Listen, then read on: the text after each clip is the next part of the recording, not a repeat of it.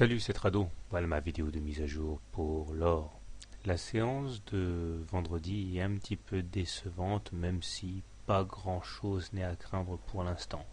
Décevante parce que nous avions en support la M7 et la M20 qui effectivement ont joué leur rôle en protégeant les cours de la baisse, puisque vous pouvez le voir, les deux bougies de jeudi et de vendredi se manifestent par des mèches basses plutôt longues qui montrent que les plus bas ont été achetés et que donc les supports ont bien joué leur rôle, mais décevant parce que nous avions tout en fait pour passer en force au-dessus de la fourchette d'Andrews noire, mais de la même manière que sur le début mars, cette fourchette d'Andrews s'est imposée, et bien là, fin mars, et bien nous nous retrouvons dans la même configuration, alors que commence à planer sur les cours de l'or la menace d'un double top ici.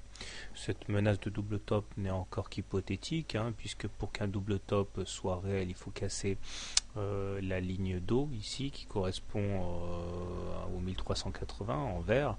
Mais c'est vrai que plus on atermoie et plus on risque d'avoir les convictions haussières qui s'étiolent et les baissiers risquent de se rameuter. Alors, pas de panique pour l'instant, il y a des éléments positifs, je l'ai dit. Les cours sont au-dessus de la M20, la M7 a croisé la M20 à la hausse, le MACD, on peut le voir en zoomant, est in extremis au-dessus de son signal.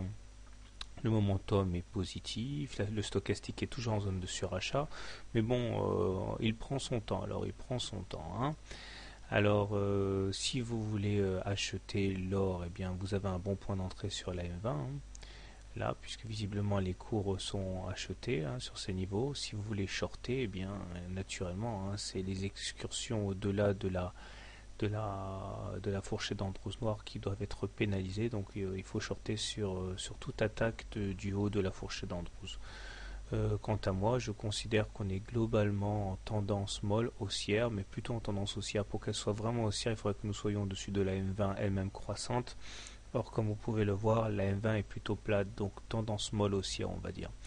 Un petit coup d'œil du côté de l'hebdo, comme d'habitude, en cette fin de semaine, et on voit qu'au niveau de l'hebdo, pas de souci, on est au-dessus de la M7, on est au-dessus de la M20, la M7 a croisé la M20, les indicateurs techniques sont très bien orientés.